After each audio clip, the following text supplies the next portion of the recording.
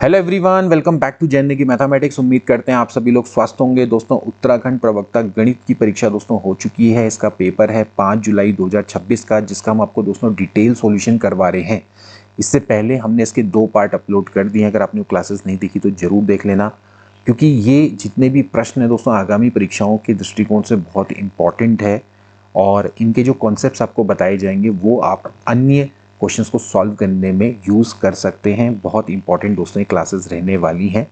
इसके अलावा दोस्तों अभी ऑनलाइन ऑब्जेक्शन दोस्तों मंगाए जाएंगे यूकेपीएससी के द्वारा, तो आपको पता चलेगा भाई किन किन प्रश्नों पर आपको आपत्ति लगानी है। आज है दोस्तों इसका पार्ट नंबर 3।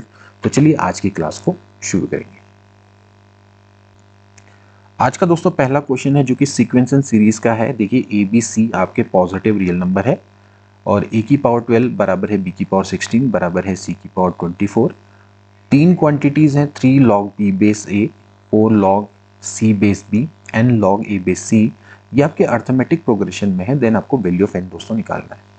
कैसे दोस्तों इसको निकालेंगे? देखिए, a की पावर 12 बराबर है b की पावर 16 बराबर है c की पावर 24। लेट दोस्तों मैं इसको k मान लेता हूँ, यानी कि a बराबर हो जाएगा k की पावर 1/12, b बराबर हो जाएगा k की पावर 1/16, c बराबर हो जाएगा k की पावर 1/24। ठीक है। अब यहाँ पर देखिए ये जो टर्म है, जैसे कि 3 log b बेस a, पहले दोस्तों इसको थोड़ा सॉल्व कर लेते हैं। देखिए दोस्तों, हम जानते हैं log b बेस a को दोस्तों क्या लिखते हैं? log a divided by log b। ठीक है। अगर आप यहाँ से दोस्तों log ले लें, यानी कि log a करें, तो this will give you 1/12 log k। इस तरह से यहाँ से log b की बात करें तो हो जाएगा 1/16 log k। इस तरह से जब log c की बात करेंगे तो हो जाएगा 1/24 log k। ठीक है। तो ये दोस्तों यहाँ पर से आप देखें तो 3 log a divided by log b, यानी कि 1/12 log k divided by log b, यानी कि 1/16 log k। ये आपका कैंसिल आउट हो जाएगा दोस्तों। यहाँ से 4 चौको 16, 4 3 12, तो देखा जाए तो दोस्तों आपका कितना आता है? 4 आ जाता है। ठीक है। Similarly 4 log c base b की बात करेंगे तो ये जाएगा 4 log b divided by log c, यानी कि 4 इंटू log b, यानी कि 1/16 log k डिवाइड में यहाँ पे log c की बात करेंगे तो 1/24 log k। ठीक है। ये और ये कैंसिल आउट हो गया आपका, और 4 चक्को 16 और ये ऊपर चला जाएगा दोस्तों, तो यहाँ पर हो जाएगा 4 6 के 24, तो ये 6 हो गया। ठीक है।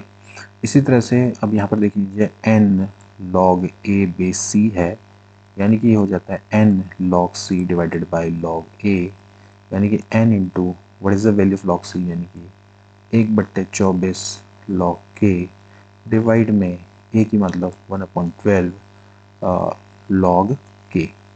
ठीक है। तो ये और ये आपका कैंसिल आउट हो गया, ये ऊपर चला जाएगा, तो ये दोस्तों आपका आ जाएगा n/2। ठीक है। अब देखिए ये कह रहा है कि ये टर्म ये टर्म ये टर्म, यानी कि ये आपके क्या है? एपी में है। तो अगर ये एपी में है तो इसका मतलब है कि twice into 6, okay, must be equal to होना चाहिए 4 प्लस n/2। क्लियर है? क्योंकि इसका जो ट्वाइस है वो इसके और इसके सम के बराबर होना चाहिए, या सिंपली कह सकते हैं कि ये इन दोनों का अर्थमेटिक मीन होगा। तो यहाँ पर से 12 हो गया, -4 बराबर हो गया n/2, यानी कि जो n की वैल्यू है 8 2 16, यानी कि 16 इसका राइट आंसर हो जाएगा। ठीक है। तो आप इस तरह से इसको कर सकते थे। एक मेथड और भी थी, उससे भी आप इसको दोस्तों कर सकते थे, जैसे डायरेक्टली हमने इसको सॉल्व करना, जैसे हमने यहाँ पर से हम इसका twice of 4 log c base b बराबर हम सिंपली लिख लेते 3 log b base a plus n log a base c। फिर इसके बाद हम दोस्तों यहाँ पर से क्या करते हैं? इसको log b बटे log c, log a बटे log b n ए करके, और यहाँ पर हम सब जगह पे log ले लेते। तो 12 log a बराबर 16 log b बराबर 24 log c। तो यहाँ से हमें log a बटे log b मिल जाता, मतलब हमें रेशियो मिल जाते 12/16। ऐसे करके भी दोस्तों आप इसको कर सकते थे। यहाँ पर मैंने इसको k के टर्म में करके फिर निकाला है, तो दोनों वे में आप इसको ट्राई कर सकते हैं। यहाँ पर से आप निकालेंगे log b बटे log c, तो log b बटे log c कितना हो जाएगा दोस्तों? यहाँ से 24/16, यहाँ पर 24/16 रख देंगे। फिर log a बटे log b, यानी कि 16/12। फिर ऐसे ही log c बटे log a, तो वो हो जाएगा आपका 12/24 यानी कि बटे 2। तो डायरेक्टली यहाँ पर रख के भी आंसर निकल जाएगा।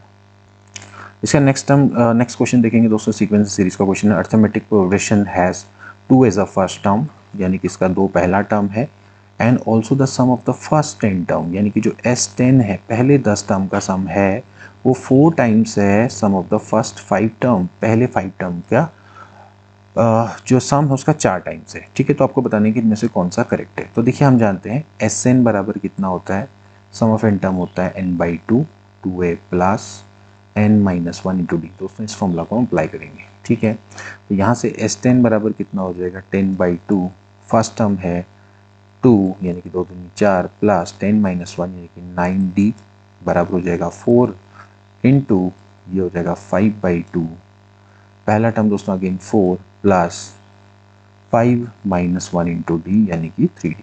इस तरह से आप इसको यहाँ से आप इसका कॉमन जो डिफरेंस है वो निकाल पाएंगे।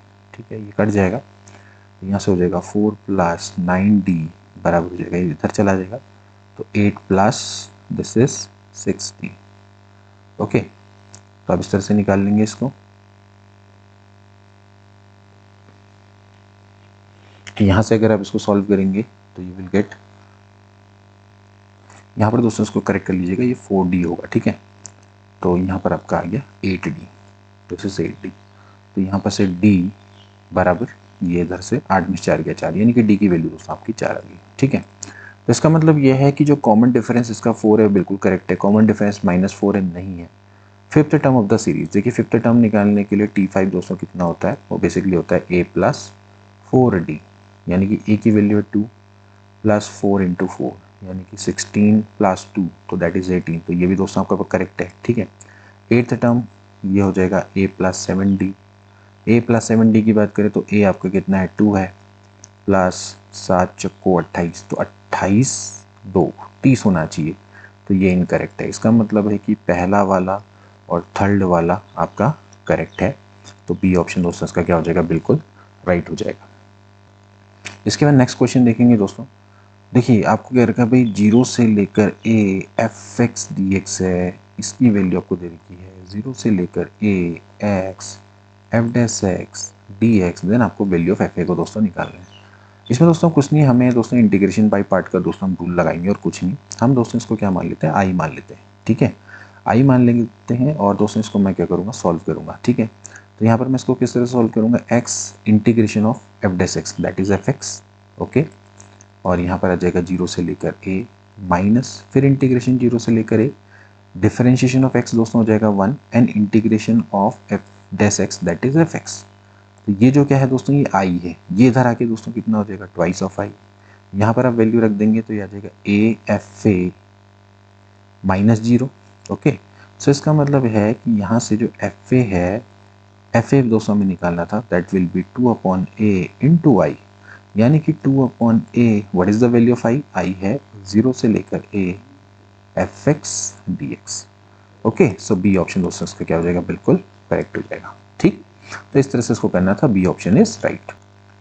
इसके दोस्तों नेक्स्ट क्वेश्चन देखेंगे, ए की किस वैल्यू के लिए इसकी वैल्यू π/8 होगी। बहुत आसान सा दोस्तों प्रश्न है। पहले दोस्तों आप एक काम करें, यहाँ पर से जो 4 है उसको कॉमन ले लो, तो यहाँ पर से 4 आ जाएगा, ये हो जाएगा 1/4 प्लस x²।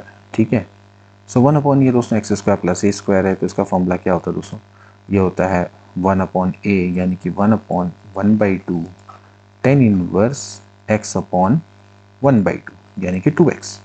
ये हो जाएगा 0 से लेके a, इसकी वैल्यू है π/8, तो यहाँ से कट जाएगा और 2 चक्को 8 हो गया।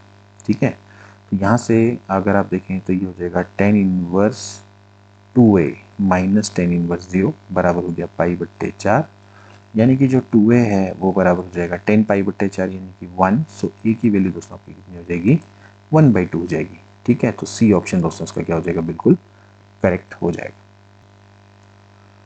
इसके बाद दोस्तों नेक्स्ट क्वेश्चन देखेंगे, बिटवीन 1 से लेके 21 m अर्थमेटिक मीन को दोस्तों इस तरह से जोड़ा गया है कि ratio of fifth and m-1th mean is m+101 and m+81। तो आपको वैल्यू ऑफ m दोस्तों निकालनी है। ध्यान रखना दोस्तों कि यहाँ पर एक टर्म 1 है और इसके बीच में दोस्तों आपने क्या किया, m अर्थमेटिक मीन को दोस्तों आपने ऐड किया। ठीक है, तो ये m हो गया और यहाँ पर दोस्तों हो गया 21। ठीक है, तो सबसे पहले दोस्तों हमारा जो पहला टर्म है, पहला टर्म तो दोस्तों कितना है, 1 है, ठीक है। और ये हमारा कौन सा वाला टर्म है, देखिए 1 से लेके दोस्तों कहाँ तक जा रहा है, m+2th तक जा रहा है, यानी कि टोटल नंबर ऑफ टर्म आपके कितने m+2th टर्म है, ठीक है। तो अगर मैं इस वाले की बात करूँ तो ये हमारा क्या है, m+2th टर्म है, ठीक है, यानी कि लास्ट टर्म इसको कह सकते हैं। तो लास्ट टर्म बेसिकली क्या होगा दोस्तों, जो लास्ट टर्म होगा, लास्ट टर्म जो होगा दोस्तों 21 बराबर हो जाएगा a प्लस, टोटल टर्म है m+2, तो m+2 -1 यानी कि m+1 इंटू डी। अब a की मैं बात करूं तो वो तो है 1, तो ये आ जाएगा इधर पे, a की जगह पे 1 रख देंगे, इधर आ जाएगा 20 m+1 इंटू डी, यानी कि जो d है कॉमन डिफरेंस है वो 20/m+1 है। अब दोस्तों हम इसका यूज़ कर रहे हैं, देखिए आपसे कह रहा है कि ratio of the fifth and the m-1। अब अगर दोस्तों यहाँ पर से देखें कि यहाँ का फिफ्थ यानी कि आपको a5 चाहिए, ठीक है। तो a5 बेसिकली क्या होगा दोस्तों, अगर देखा जाए तो a5 मतलब यहाँ पर कहीं पर a5 होगा तो बेसिकली वो 6 टर्म होगा, मतलब 1 से स्टार्ट हो रहा है, a1 a2 से लेकर a5 यानी कि 6 टर्म है। तो वो बेसिकली हुआ a+5b, ठीक है, यानी कि हो गया 1+20×100 बट्टे m+1, यानी कि वो हुआ m+101 बट्टे m+1। ओके, इसी तरह से अगर आप देखेंगे am-1, तो am-1 बेसिकली कौन सा टर्म हुआ, mth टर्म हुआ, mth टर्म, इससे पहले जो टर्म रहा होगा, तो यानी कि हो जाएगा a प्लस वही m-1 इंटू डी, यानी कि 1+m-1 इंटू 20 अपॉन में m+1, ठीक है।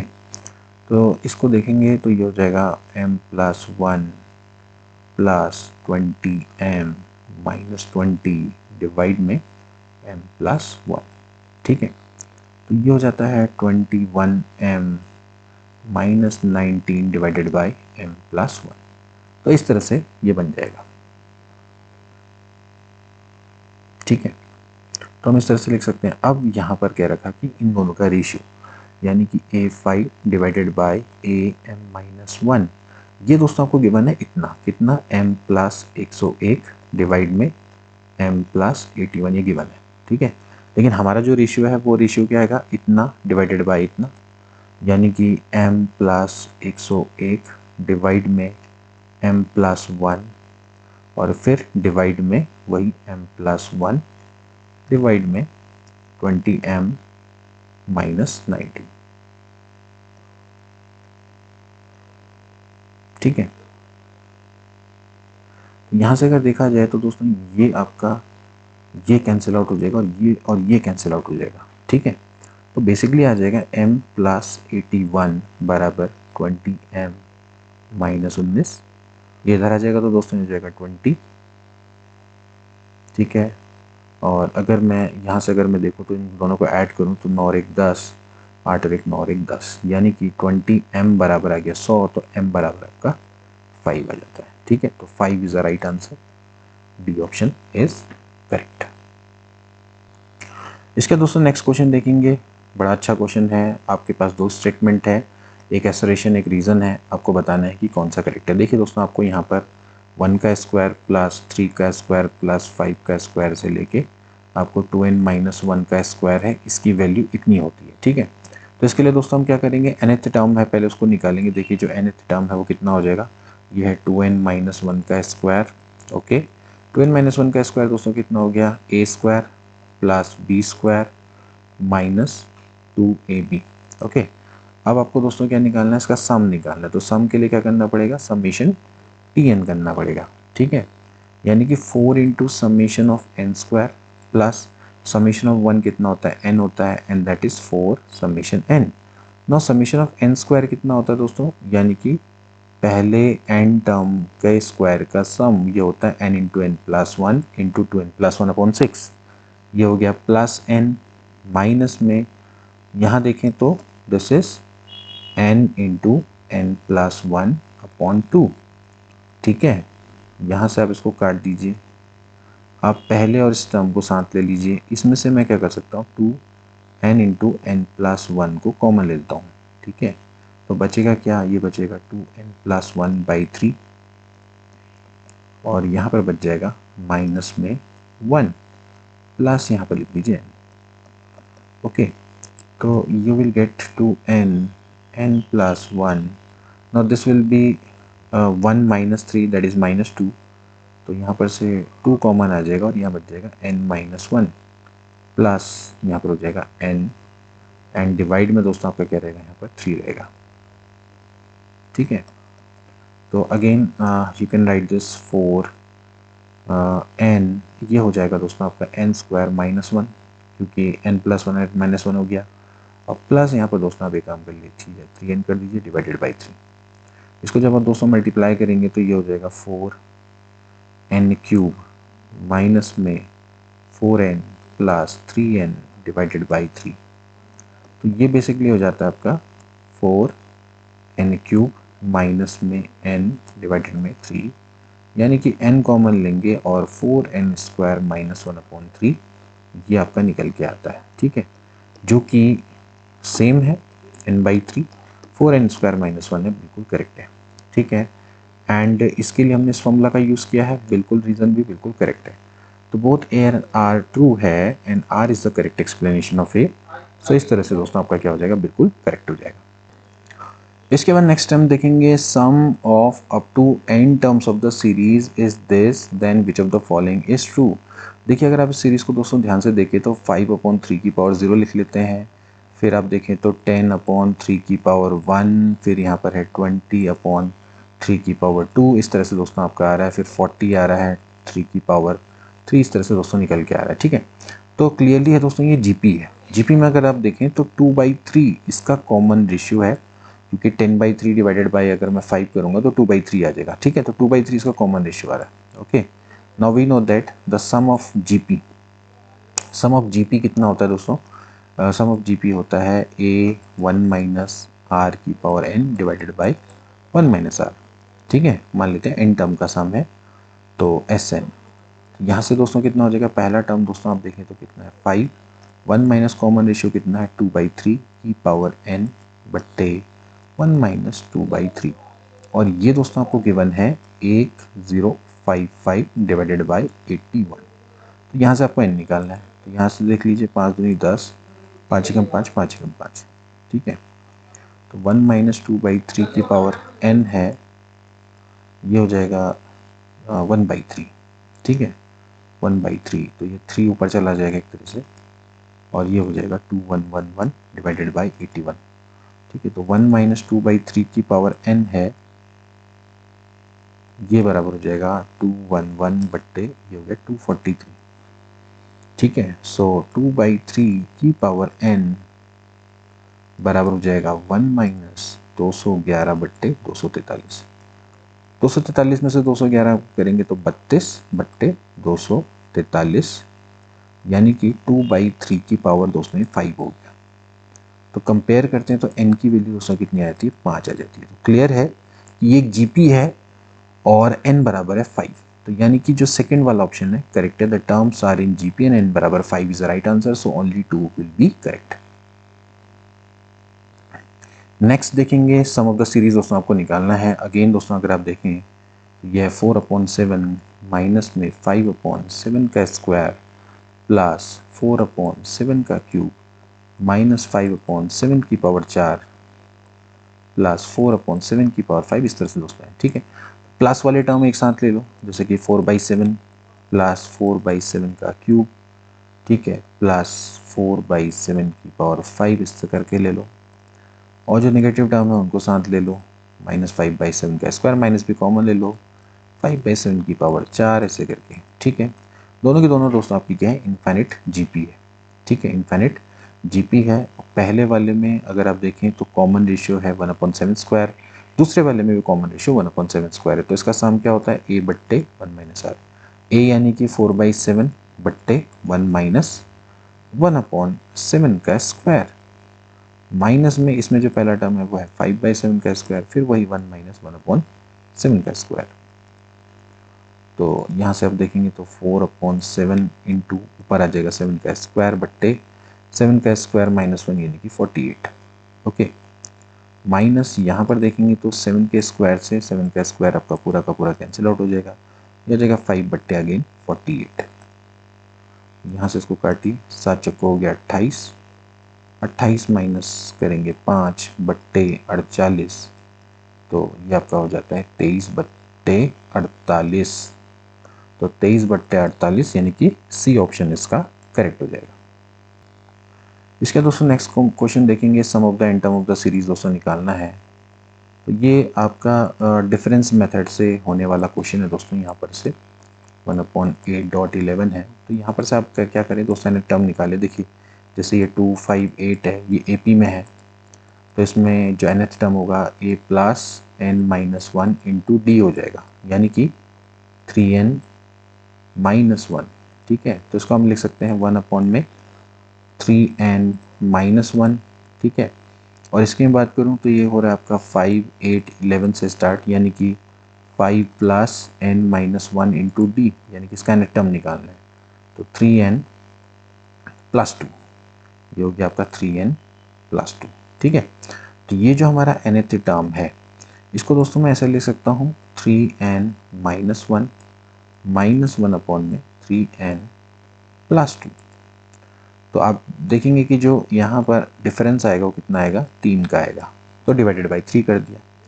अब एक काम करेंगे दोस्तों, जैसे t1 है तो t1 कितना हो जाएगा 1/3। ठीक है, तो ये हो गया 1/2 माइनस 1/5। ठीक है, इसी तरह से t2 निकालेंगे तो हो जाएगा 1/3, दिस विल बी 1/5 माइनस 1/8। ठीक है, ऐसे t3 निकालेंगे, ये हो जाएगा 1/3, 1/8 माइनस 1/11 एंड सो ऑन, इस तरह से चलता चला जाएगा। तो tn कितना हो जाएगा, हो जाएगा 1/3, यहीं पर से वही 1/3n minus 1 minus 1/3n plus 2। अब आप दोस्तों देख सकते हैं जब इनको हम ऐड करेंगे, यानी कि सबका हम समीशन कर देंगे, यानी कि समीशन ऑफ tn कर देंगे, तो हमें क्या मिल जाएगा, सम मिल जाएगा। जब इन सबको ऐड करेंगे दोस्तों, तो आप देख सकते हैं कि ये जो टर्म्स है वो कैंसिल आउट हो जाएंगे। ठीक है, तो बचेगा क्या, बचेगा पहला टर्म और लास्ट टर्म, यानी कि 1/2 माइनस 1/3n प्लस 2, ये दोस्तों आपका बच जाएगा। ठीक है, तो बस अब इसको आप सॉल्व कर लीजिए, हो जाएगा 1/3, this is 3n plus 2 minus 2 बट्टे 3n प्लस 2, ये कटा, 3 से 3 कटा, तो कितना आ गया दोस्तों, n में 3n प्लस 2। ये इसका दोस्तों क्या हो जाएगा, सम हो जाएगा। ठीक है, और साथ ही साथ इसमें 2 भी आ जाएगा। ठीक है, तो यहाँ से ये 2 भी आ जाएगा, ये आपका जो हमने एलसीएम लेके 2 लिया ना, ये भी 2 भी आ गया, ये भी ना। ठीक है, तो यहाँ से देखा जाए तो n में 2 इंटू 3n प्लस 2, ये इसका राइट आंसर हो जाएगा। तो डी ऑप्शन इसका बिल्कुल करेक्ट। ठीक है, तो अब इस तरह से इसको निकालना है। यहाँ पर जब एलसीएम लेंगे ना, 2 भी तो आएगा नीचे में, तो उसको ध्यान रखेंगे।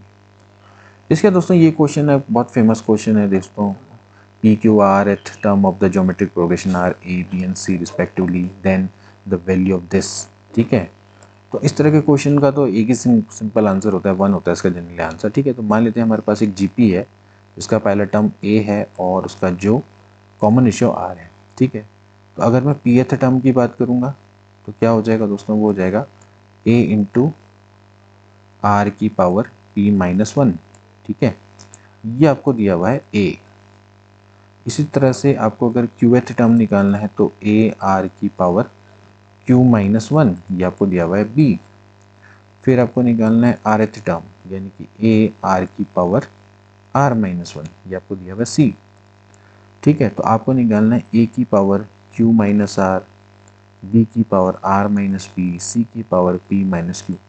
तो अब आप देख सकते हैं A की पावर यानी कि दिस, यानी कि A की पावर में R की पावर P-1 की पावर Q-R, फिर ऐसे ही A की पावर R की पावर Q-1 की पावर R-P, और फिर यहाँ पर A R की पावर R-1 की पावर P-Q।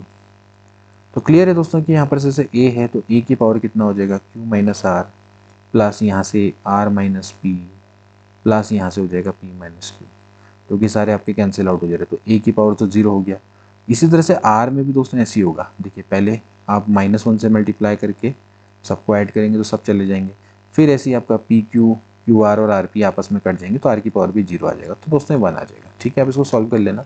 साफ साफ एक निश्चित पैटर्न है, p -1 q -r, q -1 r -p, r -1 p -q, ये एक साइक्लिक ऑर्डर में, तो अपने आप ही क्या हो जाएगा, कैंसिल आउट हो जाएगा। ठीक है, आप चाहें तो p into q minus r कर लो, फिर प्लस क्यू माइनस आर, फिर प्लस आर माइनस पी और plus p minus q cut जाएंगे, तो ऐसे फिर p into q minus r, q into r minus p और r into p minus q करेंगे तो वो कट जाएंगे। ठीक है, तो 1 आ जाए। इसका नेक्स्ट क्वेश्चन देखेंगे दोस्तों कि यहाँ पर आपका मैट्रिक्स का क्वेश्चन आ गया। आपको क्या करना है, दोनों का सम करना है और फिर दोस्तों यहाँ पर b की वैल्यू को निकालना है। इसके लिए दोस्तों आप कुछ मत करिए, बस आपको पहला जो रो है उसी को दोस्तों आप सॉल्व कर लीजिए, जिसे अगर आपको टोटल निकालने की आवश्यकता नहीं है, मैं केवल और केवल ये टर्म निकालूंगा जो मेरे लिए पर्याप्त रहेगा। मुझे बस पहला रो और पहला कॉलम चाहिए मल्टीप्लाई करने के लिए। ठीक है, तो जब मैं पहला मल्टीप्लाई करूँगा, देखिए 5 और ये हो गया आपका कितना 5 प्लस बी कॉमा 3 प्लस 3 कितना हो गया दोस्तों 6 हो गया। ठीक है, और इसको दोस्तों मेरे को मल्टीप्लाई करना होगा 0, b से। ठीक है, और फिर मेरे पास आएगा पहला टर्म, तो यानी कितना हो गया, यहाँ से अगर मैं दोस्तों इसको मल्टीप्लाई करूँगा तो 5 प्लस बी इंटू 0 यानी कि आ जाएगा 6b। तो 6b क्या होना चाहिए, इसके बराबर होना चाहिए, यानी कि 24। तो b बराबर कितना हो जाएगा 4, तो 4 इसका राइट आंसर हो गया। तो आप इस तरह से इसको निकाल सकते थे। ठीक है, मतलब आप दोनों का सम करें, अब इस सब का सम करें, फिर इसका प्रोडक्ट करोगे ना, तो हमें पता है कि जब इनका सम करेंगे तो हमें ये मिल जाएगा पहले वाले उसमें। ठीक है, अब इसके बाद मुझे पता है कि इन दोनों का जब प्रोडक्ट करना होता है तो पहली रो और पहला कॉलम चाहिए होता है। अच्छा, पहली रो और पहला कॉलम से आपका A11 हमें मिलता है, तो A11 ये है, तो वही हमने किया। पहली रो और पहला कॉलम से हमें A11 मिल गया, हमें डायरेक्टली हमने निकाल लिया। ठीक, इसके नेक्स्ट क्वेश्चन देखेंगे दोस्तों, ये आपका अर्थमेटिक और ज्योमेट्रिक प्रोग्रेशन है, आपको बताने की कौन कौन सा इसमें करेक्ट है। दोस्तों देख सकते हैं कि 1, 3, 5, 7 इसमें अर्थमेटिक प्रोग्रेशन में, जबकि 2, 4, 8 इसमें ज्योमेट्रिक प्रोग्रेशन में। ठीक है, तो इसको कैसे करते हैं दोस्तों, बहुत आसान सा प्रश्न है, बार बार ये बताया गया प्रश्न है। ठीक है, प्लस 5/4 प्लस 7/8 से लेके इन्फिनिटी। तो सबसे पहले आप क्या करेंगे, जो इसमें कॉमन रेशियो से मल्टीप्लाई कर देंगे, तो इसमें क्या करेंगे 1/2s कर देंगे। ठीक है, और इसको आगे लिख देंगे यहाँ पर से 1/2, इसको पूरा 1/2 से मल्टीप्लाई करके फिर 3/2 का स्क्वायर यानी कि 4, फिर 5/8 ऐसे करके अप टू इन्फिनिटी। आप क्या करेंगे, सब्ट्रैक्ट कर देंगे। s में से 1/2s के जाएगा तो 1/2s हो जाएगा 1 प्लस दिस विल बी 2/2, मतलब कि 3 में से 1 गया 2, तो 2/2 यानी कि 1 हो गया। फिर यहाँ पर से आ जाएगा आपका 2/4 यानी कि 1/2, फिर यहाँ पर से आ गया अगेन 2/8 यानी कि 1/4 ऐसे करके निकलेगा। ठीक है, तो इसका फॉर्मूला होता है a/1 माइनस आर।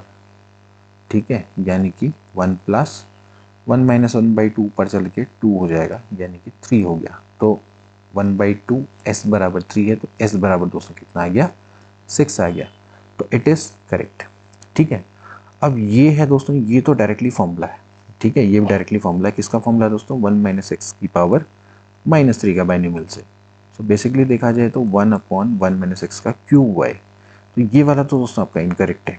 ठीक है, तो आपका देखा जाए तो कौन सा करेक्ट है, only following statement correct answer आपको बताना है, तो ओनली 1 दोस्तों इसका क्या हो जाएगा, बिल्कुल करेक्ट हो जाएगा। आप चाहो तो इसको भी इस टेक्निक से निकाल सकते हो, इसमें डुअल बार ये टेक्निक को अप्लाई करना पड़ेगा। देखिए कैसे निकालेंगे, अगर आपको नहीं आता अर्थमेटिक, देखो ये भी तो इस तरह से ना 3, 6, 10 इस तरह से बना हुआ है। ठीक है, अब मतलब ये क्या है, ये AP है, मतलब कि जो इसमें डिफरेंस है वो आपका, वो जो इसमें जो डिफरेंस है वो AP में है, मतलब कि डायरेक्टली 3, 6, 10 नहीं है AP में, उनका डिफरेंस AP में। तो कैसे करेंगे, सबसे पहले इसको s ले लिया, ये हो गया 1 plus 3x plus 6x square plus 10x cube up to कहाँ गया, इन्फिनिटी तक।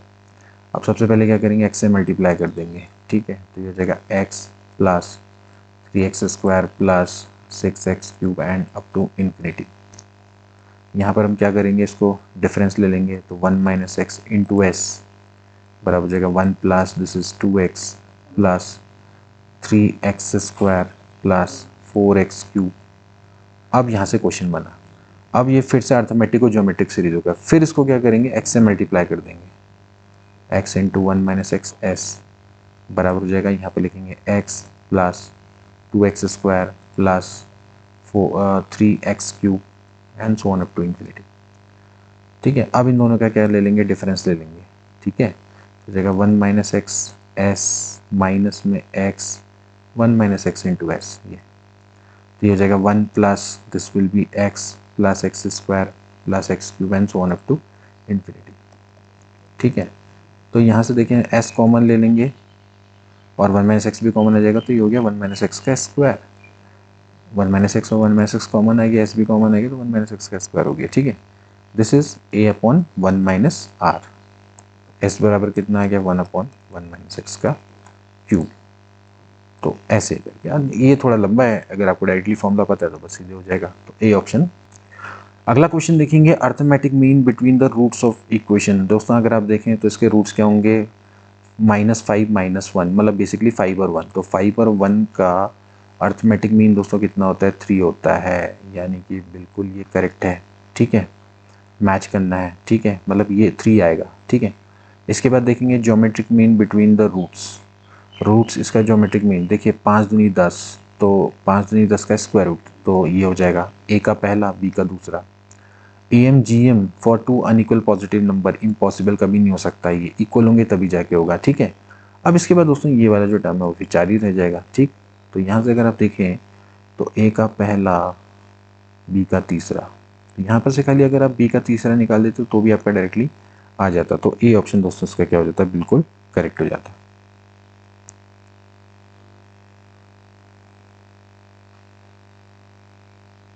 इसके बाद अगला देखेंगे, the arithmetic mean and geometric mean of the 2 positive number are 10 and 8 respectively, find the number. ठीक है, तो वो नंबर निकालने का सीधा सीधा तरीका होता है, ए प्लस अंडर रूट में ए स्क्वायर माइनस जी स्क्वायर, ऐसे करके आप इसको डायरेक्टली निकाल सकते हो। ठीक है, तो 10 हो गया प्लस माइनस में अंडर रूट में ए स्क्वायर माइनस जी स्क्वायर, यानी कि 100 माइनस में 64। ठीक है, अर्थमेटिक मीन दिया हुआ, ज्योमेट्रिक मीन, ए कितना है 10, जी कितना है 8। तो 10 प्लस माइनस दोस्तों कितना हो गया, 100 में से 64 गया 36, यानी कि 6। तो 10 प्लस 6 हो गया, 10 माइनस 6 हो गया, सो 16, और यहाँ पर से आ जाता है 4। तो 16 4 इसका राइट आंसर हो जाएगा, ए ऑप्शन करेक्ट। इसका नेक्स्ट क्वेश्चन देखेंगे, देखिए वैल्यू ऑफ डिटरमिनेंट निकालनी है आपने। तो सबसे पहले आप क्या करें, C1 में C1 plus C2 plus C3 को ऐड कर दें, सबसे आसान है। तो यहाँ पर क्या बच जाएगा दोस्तों, यहाँ पर आ जाएगा ट्वाइस में A plus B plus C, यहाँ पर आ जाएगा 1 1 1। ठीक है, यहाँ पर लिखेंगे A plus B plus C, A plus B plus C, A plus B plus C आएगा सब में। ठीक है, तो B plus C plus 2A, ऐसे यहाँ पर A हो गया, फिर यहाँ पर B हो गया, तो यहाँ पर आ गया A plus C plus 2B। ठीक है, अब आपने क्या करना है, सिंपली जो ऑपरेशन है वो लगा दीजिए दोस्तों, R2 माइनस R1 और R3 माइनस R1, यानी कि सब ट्रैक कर दीजिए दोस्तों। तो यहाँ पर से हो जाएगा 1 0 0, ये हो गया A B, इसमें सब ट्रैक करेंगे तो क्या बचेगा, A प्लस बी प्लस सी, ये हो जाएगा 0, यहाँ पर 0 हो जाएगा, और यहाँ पर क्या बच जाएगा, A प्लस बी प्लस सी। तो इसको खोलेंगे इसके रिस्पेक्ट में, पहले कॉलम के रिस्पेक्ट में, तो it will give you A plus B plus C का स्क्वायर, तो ट्वाइस ही हो जाएगा A plus B plus C का क्यूब। तो सी ऑप्शन इसका क्या हो जाएगा, बिल्कुल करेक्ट हो जाएगा। इसके दोस्तों नेक्स्ट क्वेश्चन देखेंगे, ए आपकी 3x3 की मैट्रिक्स है जिसमें आपको ये दिया हुआ है, then the value of determinant of A निकालना है। ध्यान रखना दोस्तों कि अगर ए आपकी n×n की मैट्रिक्स है तो डिटरमिनेंट ऑफ एडजॉइंट ऑफ ए दोस्तों कितना होता है, वो होता है डिटरमिनेंट ऑफ ए की पावर n-1। इस फॉर्मूला को ध्यान रखेंगे। अब ये 3 है और ये 3x3 की मैट्रिक्स, जब ये 3 बाहर आ जाएगा तो 3 की पावर 3 हो जाएगा। ठीक है, और यहाँ पर हो जाएगा determinant of adjoint of A बराबर 3। Again we know that adjoint of A क्या होता है, डिटरमिनेंट ऑफ ए की पावर n-1, तो ये हो जाएगा डिटरमिनेंट ऑफ ए की पावर 2 बराबर 3। तो ये इधर ले आओ, तो डिटरमिनेंट ऑफ ए का स्क्वायर बराबर हो जाएगा 1/3 का square, so determinant of A बराबर हो जाएगा प्लस माइनस 1/3। ठीक है, तो अब इस तरह से निकाल सकते थे, बहुत आसान सा प्रश्न था, है ना। अगला देखेंगे दोस्तों, ए और बी आपकी 2 स्क्वायर मैट्रिक्स हैं सेम ऑर्डर की, ए बी बराबर ए है, बी ए बराबर बी है। देन आपको कंसिडर करने फॉलोइंग स्टेटमेंट को। तो देखिए जैसे सबसे पहले अगर मैं बात करता हूँ, ए बी बराबर ए है, ठीक है, और बी ए बराबर, देखिए ए बी बराबर ए है और बी ए बराबर है बी। ठीक है, तो इसका मतलब ये है कि अगर मैं यहाँ से मैं देखूँ, देखिए ए बी बराबर ए है, एंड बी ए बराबर बी है। तो इसका मतलब ये है कि मैं एक काम ये कर सकता हूँ कि ए बी को मैं यहाँ से प्री मल्टीप्लाई कर देता हूँ, या एक काम करता हूँ मैं इसको प्री मल्टीप्लाई या पोस्ट मल्टीप्लाई दोस्तों मैं ए से कर देता हूँ। तो मुझे यहाँ पर से क्या मिल जाएगा, ए का स्क्वायर। ठीक है, नाउ अब मैं दोस्तों यहाँ पर लगा दूंगा एसोसिएटिव लॉ। ठीक है, मतलब कि जो आपका एसोसिएटिव लॉ होता है, तो एसोसिएटिव लॉ के अकॉर्डिंग क्या हो जाएगा दोस्तों, हो जाएगा बी ए बराबर दोस्तों क्या हो जाएगा, बी हो जाएगा। ठीक है, मतलब कि ए स्क्वायर ऐसा लगा सकते हैं ना। बी ए की वैल्यू दोस्तों क्या है, बी ए, तो ये हो गया ए स्क्वायर। अब ए बी की वैल्यू दोस्तों क्या है, ए दी हुई है, तो ए बराबर हो गया ए स्क्वायर। तो ये तो बिल्कुल करेक्ट है, पहला वाला बिल्कुल करेक्ट है। ठीक है, इसी तरह से हम दोस्तों क्या कर सकते हैं, जैसे ए बी बराबर ए है, तो हम क्या कर सकते हैं, ऐसे ही इसमें मैं बी से क्या कर लेता हूँ, प्री मल्टीप्लाई कर देता हूँ। ठीक है, ऐसे बना सकते हैं बी ए।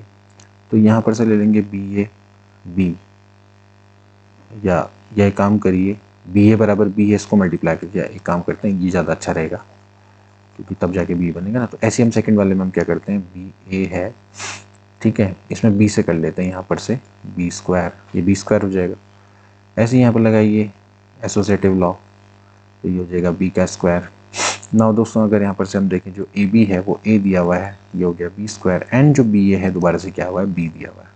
तो यहाँ से बी स्क्वायर बराबर बी, ये भी करेक्ट है, यानी कि आइडेम्पोर्टेंट है दोस्तों, बहुत आसान सा लॉ है। बट डजंट मीन दैट ए बराबर आई एंड बी बराबर आई। तो ओनली देखा जाए तो 1 एंड 3rd इज करेक्ट, तो डी ऑप्शन इज राइट। इसका नेक्स्ट देखेंगे दोस्तों कि ए थीटा दिया हुआ है इतना, देन आपको ए थीटा का स्क्वायर निकालना है। बेसिकली आपको क्या करना है, A theta into A theta निकालना है। तो इसको आप करेंगे cos theta minus sine theta, फिर साइन थीटा कॉस थीटा, इनका आपने प्रोडक्ट निकालना है, cos theta minus sine theta cos theta, है ना। तो we know that cos theta minus sine theta basically हो गया कॉस स्क्वायर थीटा माइनस में साइन स्क्वायर थीटा। फिर यहाँ से इसको इससे मल्टीप्लाई करेंगे तो माइनस आ जाता है 2 साइन थीटा कॉस थीटा। इसको इससे मल्टीप्लाई करेंगे साइन थीटा कॉस थीटा, ये हो गया 2 साइन थीटा कॉस थीटा। फिर ऐसे ही हो जाएगा दोस्तों यहाँ पर से cos square theta minus sign square theta. तो ये तो दोस्तों हो गया आपका कॉस 2 थीटा, ये हो गया माइनस में 2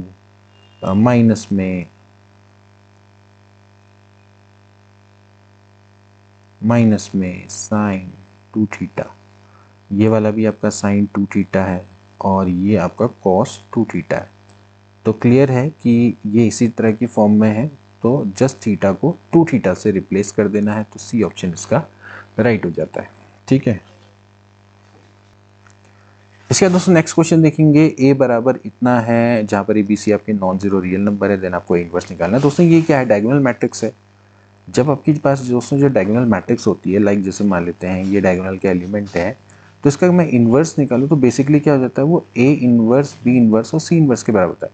तो सिंपली आपको क्या करना है, जैसे ए बी सी है, तो अगर इसकी इन्वर्स मैट्रिक्स अगर आप निकालेंगे तो वो बेसिकली दोस्तों क्या हो जाएगा, वो आपका 1/a 1/b 1/c हो जाएगा। डायरेक्टली इस तरह से आप निकाल सकते हैं। ठीक है, अदरवाइज फिर आपका adjoint of A divided by determinant of A से दोस्तों आप इसको निकालेंगे, थोड़ा लंबा बैठता है। आप साथ सीन पे ध्यान रखना कि अगर आपको डायगोनल मैट्रिक्स दी हुई है तो आपने क्या करना है, अगर आपको इसकी इन्वर्स मैट्रिक्स निकालनी है तो आप सिंपली ए इन्वर्स जो हो जाएगा वो A inverse B inverse C inverse के बराबर हो जाएगा। इस तरह से आप इसको निकालेंगे।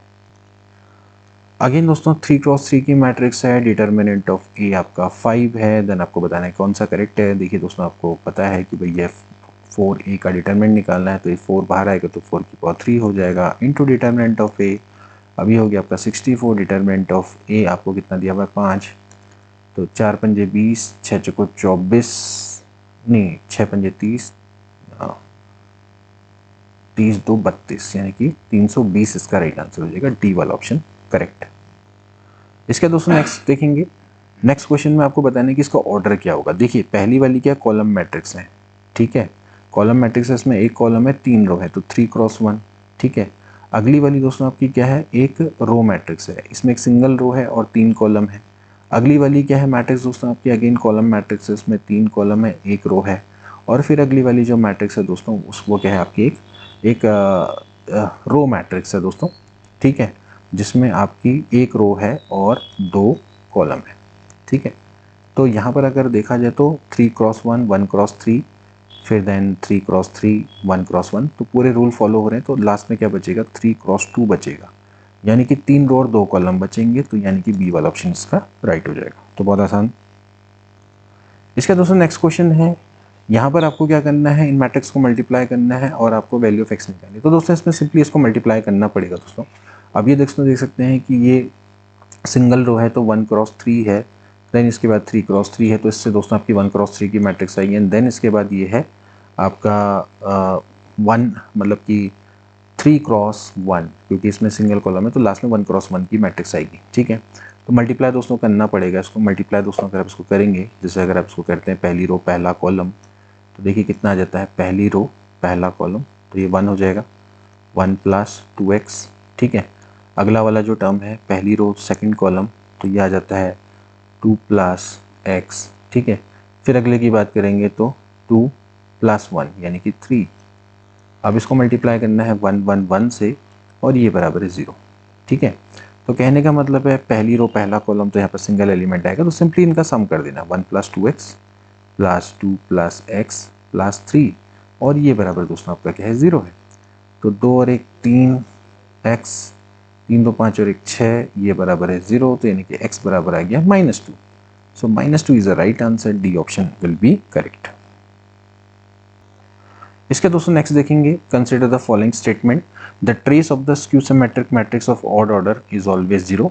ध्यान रखना दोस्तों कि जो स्क्यू सिमेट्रिक मैट्रिक्स होती है, ट्रेस का मतलब तो दोस्तों ये हो गया कि प्रिंसिपल डायगोनल के एलिमेंट का जो सम होता है वो हमेशा 0 होता है। तो ये तो वैसे भी करेक्ट है, क्योंकि स्क्यू सिमेट्रिक मैट्रिक्स की मैं बात करूँ जिसका जो ट्रांसपोज होता है -a के बराबर होता है। अब इसमें दोस्तों ध्यान रखना कि जो इसमें प्रिंसिपल डायगोनल के जो एलिमेंट होते हैं हमेशा क्या होते हैं, 0 होते हैं, ठीक है। क्योंकि aij बराबर होता है -aji, और अगर i और i को बराबर रखेंगे, यानी कि i और j को बराबर रखेंगे, तो इस केस में दोस्तों क्या आ जाएगा, ट्वाइस ऑफ aii बराबर हो जाएगा 0। यानी कि जितने भी प्रिंसिपल डायगोनल के एलिमेंट है a11 a22 a33 सब 0 होंगे, ठीक है। तो ये तो करेक्ट है।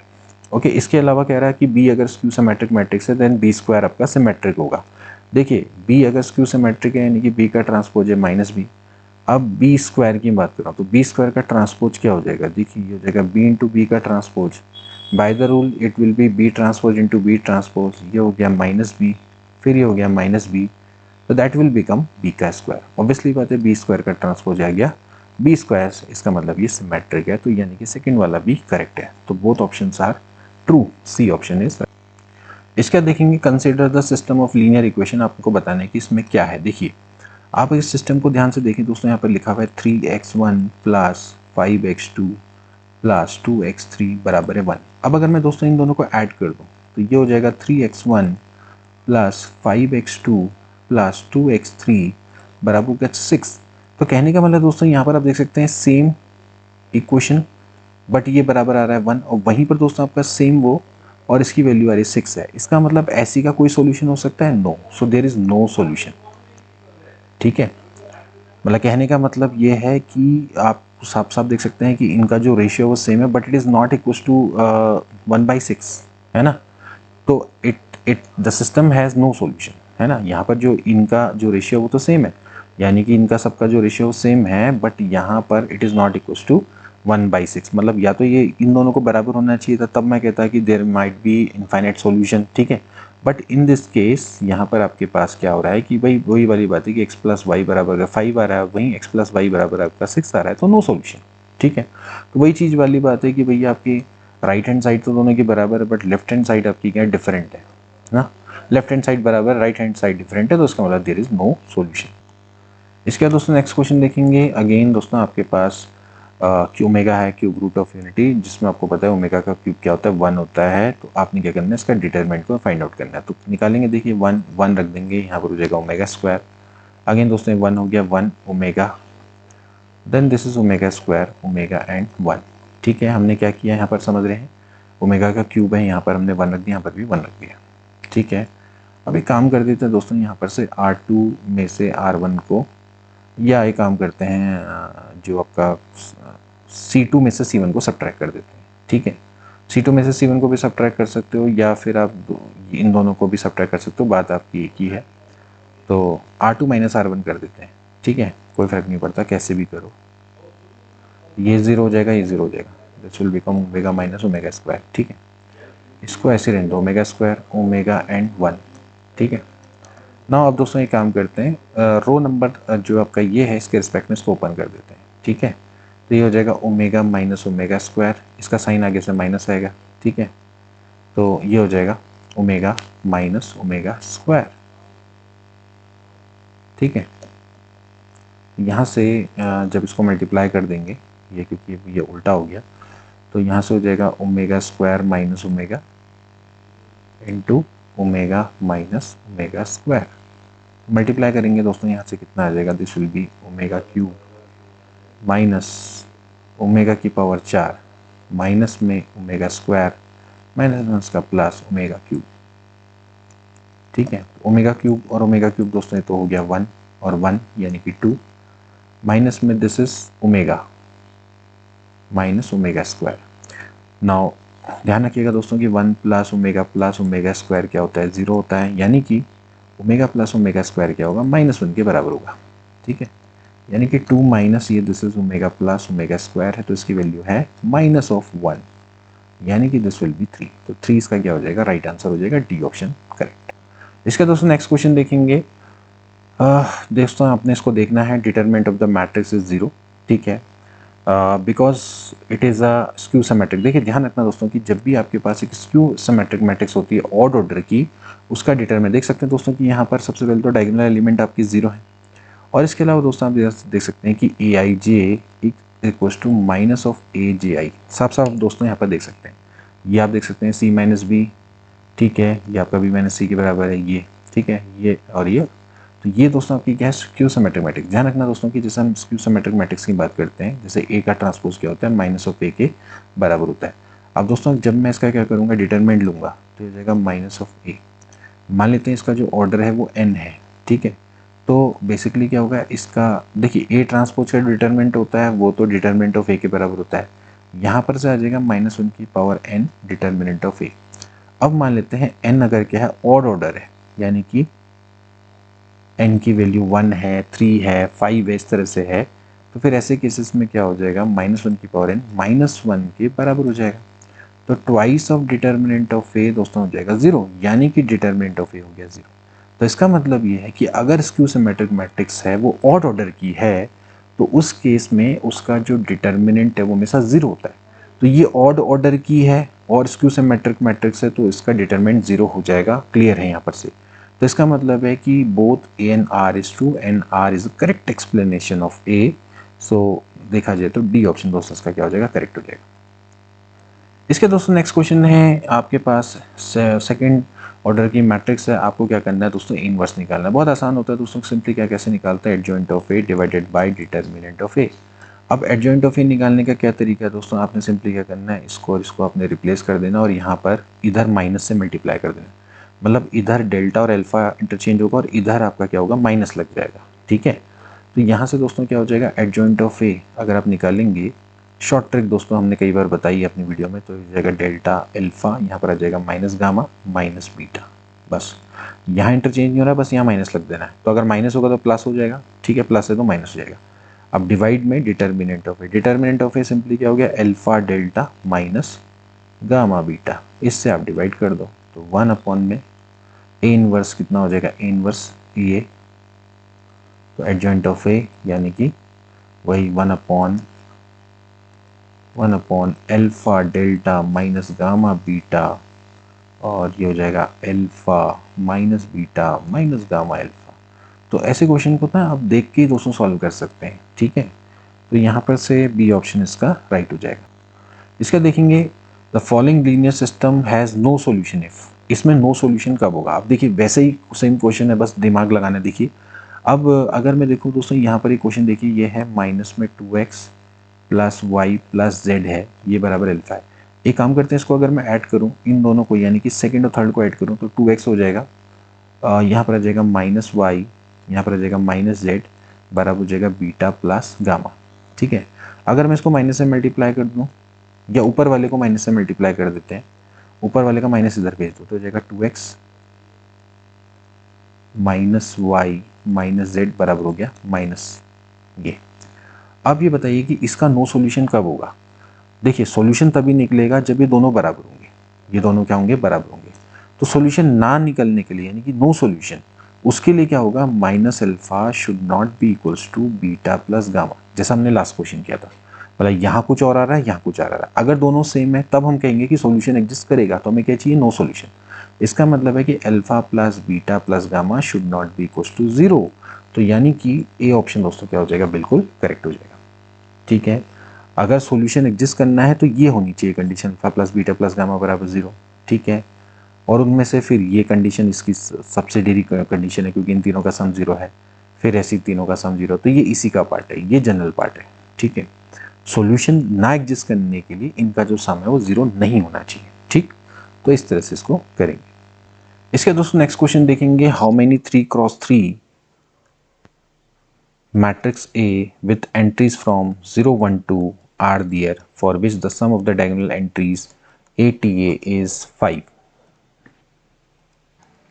मतलब इस क्वेश्चन को दोस्तों अगर आप ध्यान से देखें तो आपको ऐसी मैट्रिक्स चाहिए जिसके जो एलिमेंट होंगे वो 0, 1 और 2 होंगे, और ऐसा होना चाहिए कि जो डायगोनल एंट्रीज आएंगी A ट्रांसपोज इंटू ए की, उनका सम 5 होना चाहिए। मतलब कि आप एक मान के चलो कि जैसे आपके पास आप ये जो मैट्रिक्स है, ए मैट्रिक्स इस तरह से लेंगे, जैसे कि मैट्रिक्स है इसमें जैसे मान लेते हैं एलिमेंट है A11, A12, A13, यहाँ पर आ गया A21, 22, 23, फिर आपका आ गया A31, A32, A33।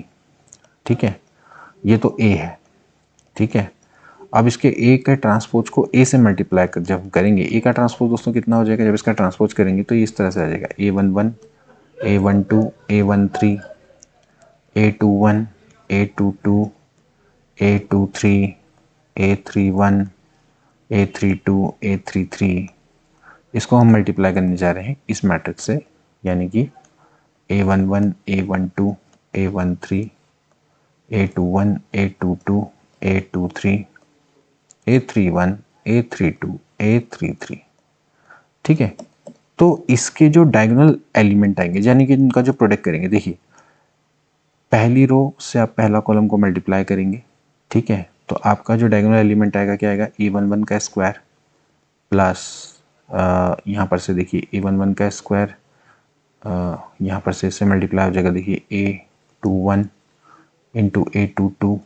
ठीक है, फिर plus A31 into A31 into A31। ठीक है, एक सेकेंड, यहाँ पर मेरे हिसाब से A11 A12 होना चाहिए था, ये A11 A21 होना चाहिए था ना, 21, तो 21 का स्क्वायर। ठीक है, मतलब कि ये A21 का स्क्वायर प्लस A31 का स्क्वायर, ये मतलब स्क्वायर के टर्म में आ रहे हैं। ठीक है, इसी तरह से अगर आप जो सेकंड वाला देखेंगे, यानी कि आपको मिडिल वाला टर्म चाहिए, तो आप क्या करेंगे, ये वाला और ये वाले को मल्टीप्लाई करेंगे, तो आपका क्या आएगा, A12 का स्क्वायर प्लस A22 का स्क्वायर प्लस A33 का स्क्वायर, ये मतलब आपका क्या आएगा, सेकंड रो सेकंड कॉलम।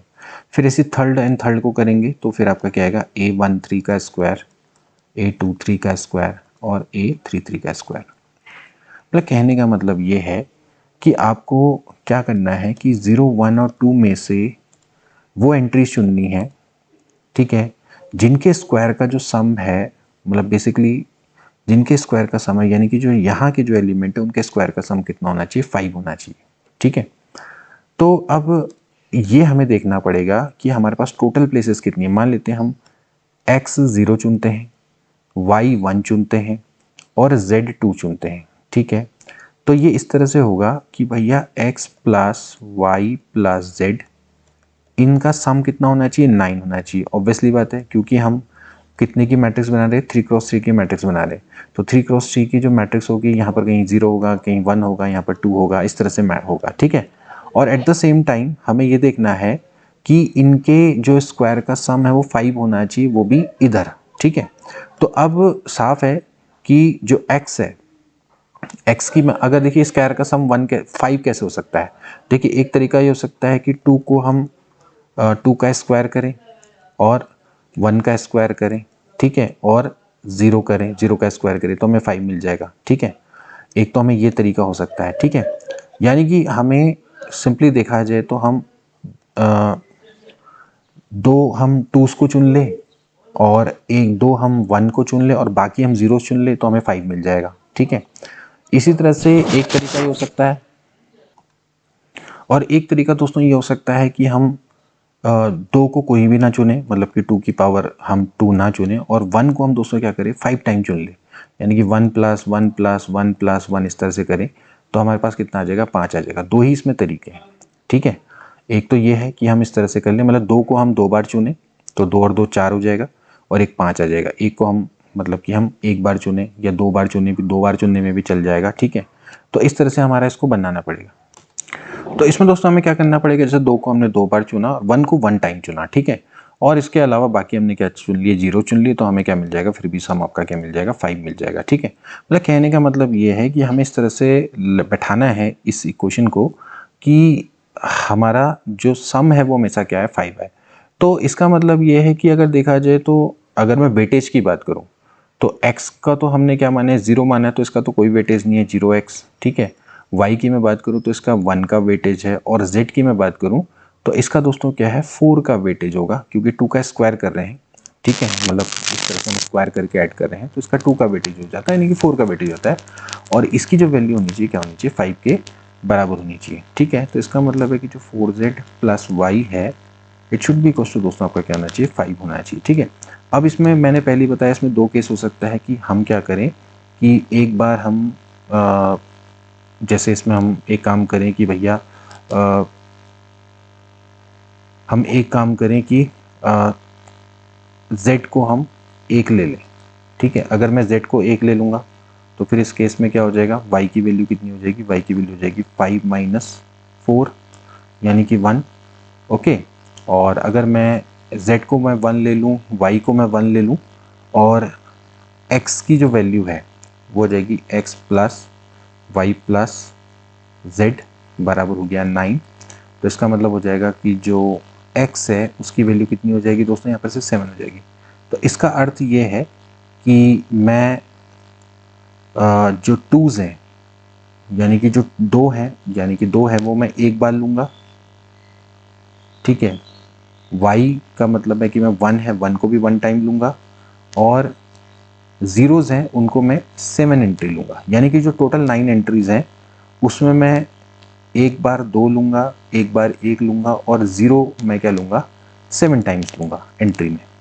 ठीक है, तो इस तरह से, और यहाँ पर रिपीटिशन भी अलाउड है, समझ रहे हैं। तो यहाँ पर जैसे मैं 2 को 2 टाइम्स कह रहा था, 2 को 2 टाइम्स नहीं, 2 को मतलब सिंगल टाइम ले रहे हैं, सिंगल टाइम एक 2 लिया, सिंगल टाइम एक 1 लिया, तो 2 को एक सिंगल टाइम लेंगे तो उसका स्क्वायर हो जाएगा 4, और 1 का सिंगल टाइम हो जाएगा 1, तो इसका सम कितना आ जाएगा 5 आ जाएगा।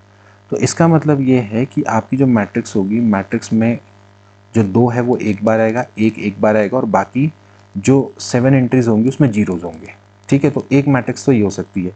तो इसमें जो अरेंज करने के वे कितने हो जाएंगे दोस्तों, क्योंकि यहाँ पर रिपीटेशन हो रहा है तो 9 प्लेसेस हैं, तो उनको अरेंज करने के वे 9 फैक्टोरियल। अब इसमें रिपीटेशन हो रहा है तो रिपीटेशन कितना हो रहा है दोस्तों, यहाँ पर जो रिपीटेशन हो रहा है वो इसका हो रहा है 7 फैक्टोरियल का, क्योंकि जो 0 है वो दोस्तों आपके क्या हो रहे हैं 7 टाइम रिपीट हो रहे हैं। तो यहाँ से देखा जाए तो कितना हो जाएगा 9 × 72। तो एक केस तो ये हो गया। ठीक है, इसके अलावा एक केस जैसे मैंने आपको पहले बताया कि दूसरा केस हो सकता है कि हम 2s को ले ही ना, यानी कि मैं इसको 0 ले लेता हूँ।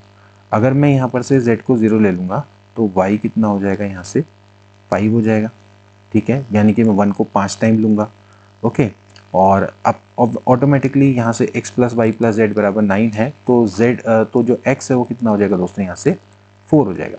यानी कि मैं 2 लूँगा 0, मतलब कि एक भी 2 नहीं लूँगा, और इसके अलावा मैं क्या करूँगा, जो 1 है उसको मैं 5 टाइम लूँगा, और इसके अलावा जो मैं ज़ीरोज़ हैं उनको मैं 4 टाइम लूँगा। ठीक है, तो इसको जो अरेंज करने का भी हो जाएगा 9 फैक्टोरियल डिवाइडेड बाय, अब देखिए यहाँ पर रिपीटेशन हो रहा है, अब देखें तो 1 का 5 टाइम्स हो रहा है, और वहीं यहाँ पर इसका देखें तो कितना हो रहा है 4 टाइम हो रहा है। तो 9 factorial divided by 5 factorial into 4 factorial. तो इस तरह से आप इसको ले सकते हैं। तो इसको सॉल्व करेंगे तो यहाँ से हो जाएगा 9 × 8 × 7 इंटू 6 और डिवाइडेड बाई 5 फैक्टोरियल हो गया, तो 4 इंटू 3 इंटू 2, तो यहाँ से हो जाता है, ये कट जाएगा, तो 4 दूनी 8 और 7 दूनी 14, तो 9 चक्को 36, 9 कम 9 और 3 12, यानी कि 126 हो गया।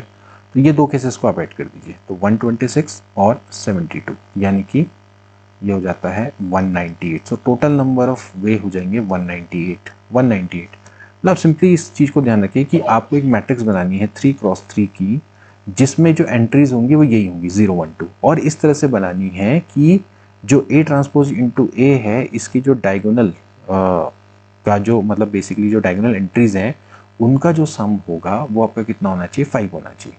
ठीक है, तो जो डायगोनल एंट्रीज हैं उसका जो सम है वो 5 कैसे होगा, ठीक है, for which the sum of the diagonal entries. तो जो डायगोनल एंट्रीज हैं, ये जो हमारी जो डायगोनल एंट्रीज आएंगी, देखिए ये आएंगी, देखिए कितनी आएंगी, ये आएंगी ना, ये हमारी डायगोनल एंट्रीज है A11 A21 A31, ये तो कुल मिला के कितनी डायगोनल एंट्रीज हैं आपकी, 9 एंट्रीज है। तो इन सब का जो सम, यानी बेसिकली आपको समेशन ऑफ AIJ का स्क्वायर, ठीक है, आई है 1 से लेके 9 तक, ये बेसिकली आपका 5 होना चाहिए, ये इसका कहने का अर्थ है। ठीक है, तो ये कब पॉसिबल है, ये आपको पहले देखना पड़ेगा कि अगर आप 2 लेते हैं, 1 लेते हैं, 0 लेते हैं, तो अगर आप इनके स्क्वायर का सम करेंगे तो वो आपका 5 आ सकता है। जब हम 2 को एक बार लें, 1 को एक बार लें और बाकी जीरोज लें, तो उसके केस में क्या आ जाएगा, सम 5 आ जाएगा। 2 को 2 बार लेंगे तो 2 का स्क्वायर हो गया 4, ठीक है, और 1 को एक ही बार लिया तो 5 हो गया, ठीक है। और या फिर ऐसा हो सकता है कि मैं 2 को लूँ ही ना और 1 को मैं 5 टाइम ले लूँ और बाकी जीरोज लूँ, ठीक है। तो यहाँ से ये 2 तरीके आ जाएंगे, तो वही आपने करना है। पहले वाले में हो जाएगा 9 फैक्टोरियल डिवाइडेड बाई 7 फैक्टोरियल वे, यानी कि जब मैंने 2 को एक बार लिया, 2 एंट्रीज हमारी एक टाइम थी, इसके अलावा एक एंट्री हमारी एक टाइम थी, और जो 0 एंट्री थी हमारी 7 टाइम्स थी। तो 0 1 2 में से हमारे पास ये टोटल एंट्रीज हैं divided by repetition of entries. इसके बाद फिर हमने क्या किया कि एक भी 2 को एक भी नहीं लिया और 1 को मैंने 5 टाइम लिया, तो बाकी बचा जो 0 है वो 4 टाइम आएगा, क्योंकि टोटल हमारी 9 एंट्रीज है। तो 9 factorial divided by 5 factorial 4 factorial, दोनों केसेस को ऐड कर दीजिए, आंसर आ जाएगा। इसका नेक्स्ट देखेंगे, एसरेशन है दोस्तों, रीजन है आपको बताना कौन सा वाला करेक्ट है। तो दोस्तों ये कह रहा है कि R2 इक्वल मैट्रिक्स, देन आपको बताना है। देखिए कि दोनों के दोनों इक्वल मैट्रिक्स है, तो ऑब्वियसली बात है W बराबर क्या होगा, 4 होगा, x प्लस वाई दोस्तों बराबर कितना होगा, 4 होगा, x इंटू वाई बराबर होगा 4 होगा, और z प्लस 5 बराबर होगा 0, यानी कि z बराबर हो गया -5। अब देख सकते हैं दोस्तों कि सम 4 है, प्रोडक्ट 4 है, तो 2 और 2 रहेंगे, तो ये 2 2 हो गए, z बराबर -5 एंड w बराबर 4, बिल्कुल करेक्ट है। Two matrix are equal, then their order are same and their corresponding element are equal, this is also correct. तो एसरेशन भी करेक्ट है और उसका करेक्ट एक्सप्लेनेशन भी है, तो डी ऑप्शन इसका क्या हो जाएगा, राइट हो जाएगा। ठीक है, चलिए नेक्स्ट देखेंगे। इसका दोस्तों नेक्स्ट क्वेश्चन देखेंगे, consider the line given below. अब ये कह रहा है कि लाइन्स आर कॉन्करेंट। कॉन्करेंट होने के लिए दोस्तों क्या करेंगे, सिंपली आप ये कर सकते हैं, इन दोनों को सॉल्व करके इसको वो सेटिस्फाई करेगा। आप इसको ऐसे निकाल सकते हैं, या फिर अगला जो तरीका है इसको डिटरमिनेंट की मेथड से सॉल्व कर लीजिए। यहाँ पे लिख दीजिए 1 3 -5, ठीक है, 3 - k -1, या 5 2 -12, इनका डिटरमिनेंट निकालेंगे तो उसकी वैल्यू 0 आ जाएगी। या फिर आप सिंपली क्या करें, यहाँ से इन दोनों को सॉल्व करके x और y की वैल्यू को यहाँ रख दीजिए, उसको सेटिस्फाई करेगा। कॉन्करेंट का मतलब होता है कि आपकी एक ही बिंदु से गुजरने वाली 3 रेखाएं, ठीक है। तो यहाँ से आप इसको सॉल्व कर लेंगे तो आपका डायरेक्टली क्या आ जाएगा, आंसर आ जाएगा। तो एक काम करते हैं, इसको सॉल्व करते हैं, तो यहाँ से दोस्तों कितना आ जाएगा 1, ये हो गया 12k माइनस का +2 माइनस में 3, फिर इसके इसको सॉल्व करेंगे तो हो जाएगा -12 +5, ठीक है, फिर -5, यहाँ से हो जाएगा 6 + 5k बराबर हो गया 0।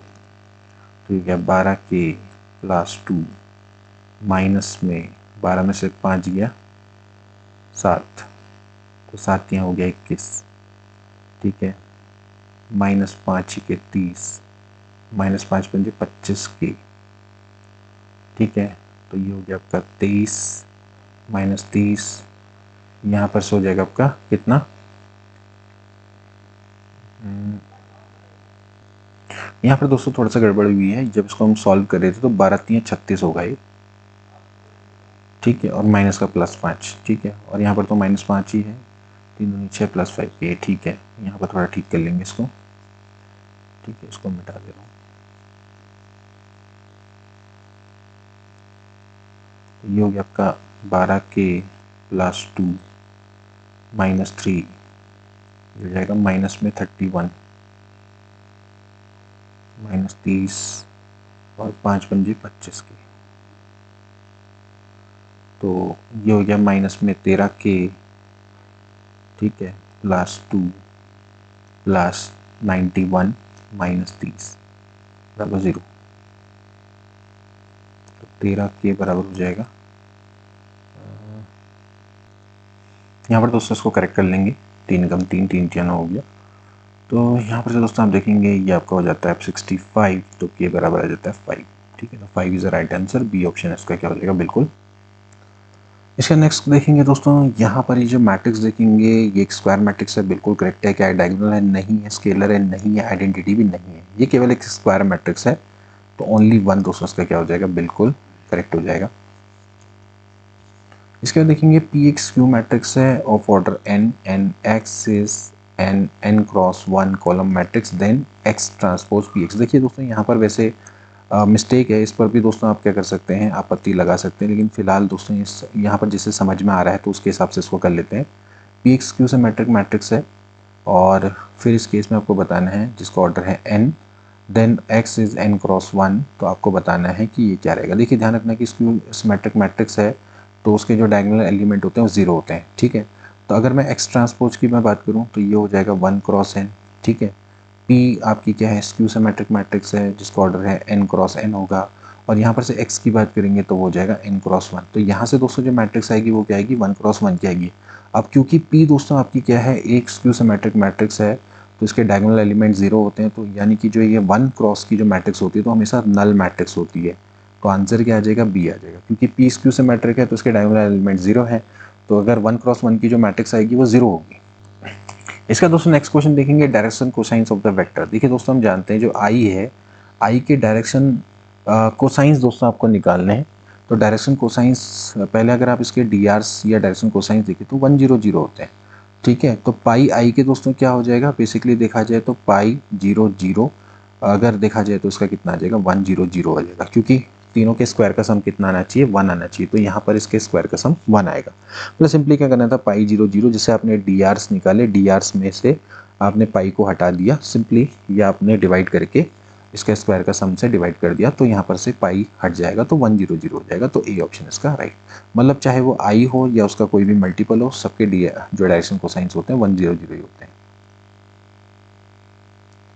इसका देखिए अगला प्रश्न देखेंगे, ए और बी आपके 2 नॉन जीरो कोलिनियर वेक्टर है, देन बी बराबर लेमडा ए होता है। बिल्कुल दोस्तों अगर आपके ये नॉन जीरो कोलिनियर वेक्टर है तो उसका मतलब है कि बी बराबर लेमडा ए होगा। ए डॉट बी एक स्केलर होगा, बिल्कुल करेक्ट है। ए क्रॉस बी स्केलर होगा, नहीं। ए क्रॉस बी एक वेक्टर होगा, बिल्कुल करेक्ट। तो 1 2 4 इसका करेक्ट हो जाएगा, बी ऑप्शन इज राइट। अगला देखेंगे वॉल्यूम ऑफ पैरेललोपाइपेट। देखिए वॉल्यूम ऑफ पैरेललोपाइपेट क्या होता है दोस्तों, ए डॉट बी क्रॉस सी होता है, ठीक है। इसका मॉड ले लेंगे तो ए डॉट बी क्रॉस सी दोस्तों कैसे निकलेगा, with the help of this determinant 1 2 -1, यहाँ पे लिख देंगे -2 0 एंड 3, यहाँ पे लिख देंगे 0 7 और -4, ठीक है। और इसका मॉड ले लेंगे तो यहाँ से हो जाएगा 1, इसको सॉल्व करेंगे तो -4 ये हो गया माइनस में 21, -2 फिर यहाँ से हो गया 4 दूनी 8, माइनस में 0 -1 ये हो जाएगा 7 दूनी 14, तो ये हो गया -21 -16 प्लस 14, यानी कि -21 और ये हो गया -2 यानी कि -23। तो बेसिकली 23 हो गया, क्योंकि वॉल्यूम नेगेटिव तो नहीं हो सकता है, तो ए ऑप्शन दोस्तों इसका क्या हो जाएगा, बिल्कुल राइट हो जाएगा। अगला देखेंगे दोस्तों, ये प्रश्न भी आप इसमें भी दोस्तों आप ऑब्जेक्शन लगा सकते हैं, क्योंकि ए क्रॉस आई है, ए क्रॉस जे, लेकिन यहाँ पर प्लस लिखा हुआ है, होना क्या चाहिए था, क्रॉस होना चाहिए था, ठीक है। तो अब इसको दोस्तों दो तरीके से आप कर सकते हैं। एक तो सिंपली आप डायरेक्शन कोसाइंस वाली मेथड से दोस्तों आप कर सकते हैं, जैसे हम जानते हैं दोस्तों, जैसे मैं कहता हूँ भाई ए क्रॉस आई, ठीक है। तो इसका बेसिकली क्या होता है, बेसिकली होता है mod of A mod of I, क्या होता है साइन, इनके बीच का एंगल क्या होगा, अल्फा, ठीक है। तो अगर आप इसका स्क्वायर करते हैं तो वही हो जाएगा स्क्वायर, यहाँ पर आ जाएगा साइन स्क्वायर अल्फा, ठीक है। So we know that we can write this mod of a square, mod of i square 1 हो गया, ये हो गया साइन स्क्वायर अल्फा। ठीक है। इसी तरह से यहाँ पर से a क्रॉस j का स्क्वायर करेंगे तो you can write this mod of a square mod of b square mod of j square sine square beta.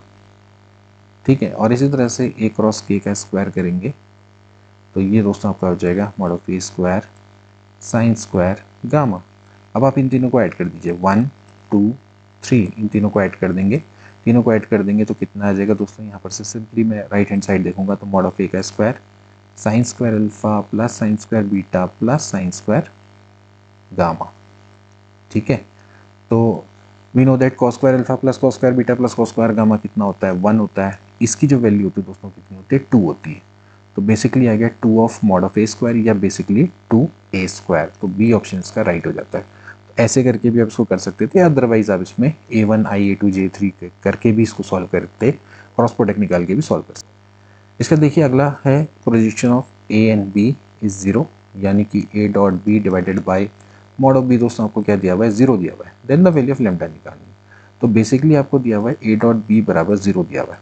ठीक है। तो a डॉट बी बराबर 0 का मतलब कितना हो गया दोस्तों, 2 -4, मतलब जब इनका डॉट प्रोडक्ट करेंगे तो यहाँ से 2 हो जाएगा, -4 प्लस 3 लेमडा बराबर है 0, यानी कि 3 लेमडा बराबर हो गया 2, वो भी माइनस में।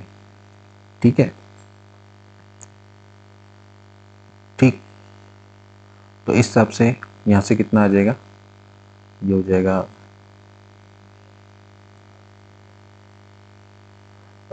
एक सेकेंड दोस्तों, यहाँ पर थोड़ा सा इसको करेक्ट कर लेंगे। हमने यहाँ पर गलत कर दिया, हमने यहाँ पर देखा नहीं, क्योंकि यहाँ पर दोस्तों आपका वो है नहीं, आई वाला पार्ट तो है ही नहीं। आई वाला पार्ट है दोस्तों 2 है, जे वाला पार्ट नहीं है दोस्तों। ठीक है। प्लस ये हो जाएगा 3 लेमडा बराबर 0, क्योंकि आई का आई के संग होगा, जे वाला है नहीं, वो 0 हो जाएगा। और यहाँ पर से 3 लेमडा बराबर 0, यानी कि लेमडा बराबर आ गया माइनस में 2/3।